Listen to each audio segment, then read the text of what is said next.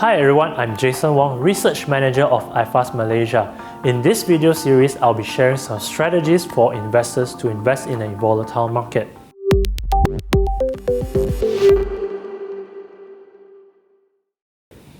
Volatility levels have risen, brought by Russia-Ukraine tensions, rising inflation, earlier than expected monetary policy tightening, increased scrutiny on Chinese tech firms, defaults from Chinese property developers, to name a few. Stock market volatility is something which can unnerve many investors, which may lead to large deviations from their targeted asset allocation. If you are worried about the recent market volatility and cannot sleep well at night, I have some useful yet simple and powerful strategies which could help you. Without further ado, let's start with strategy number 1. Invest within your risk tolerance level. The old adage that there's no free lunch in the world is probably true. In the investment world, riskier investments typically reward investors with greater returns. Different asset classes, such as broad-based classification of investments, such as stocks, bonds, money market instruments, alternative investments, ETFs, and unit trusts, entail different levels of risk. For instance, stocks generally pose higher risk compared to bonds, as their prices are much more volatile, which may rise and fall more drastically and frequently than that of bonds.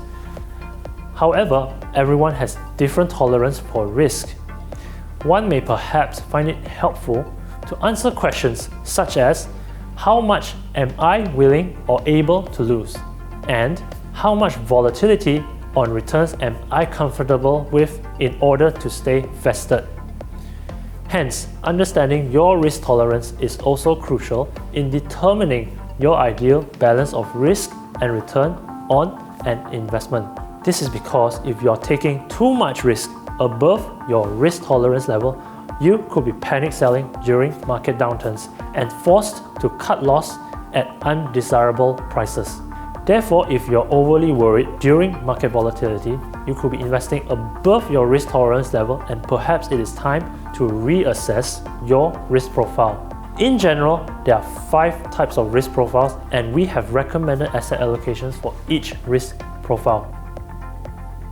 Hence, if you are overly worried during market volatility, perhaps you should reduce some of the riskier assets in your portfolio to a level that is comfortable to you. This is to prevent a scenario where you are panic selling during market downturns. That's all for strategy number 1. Invest within your risk tolerance level. Stay tuned for the next video where I'll talk about strategy number 2. Invest in a diversified portfolio. Thank you.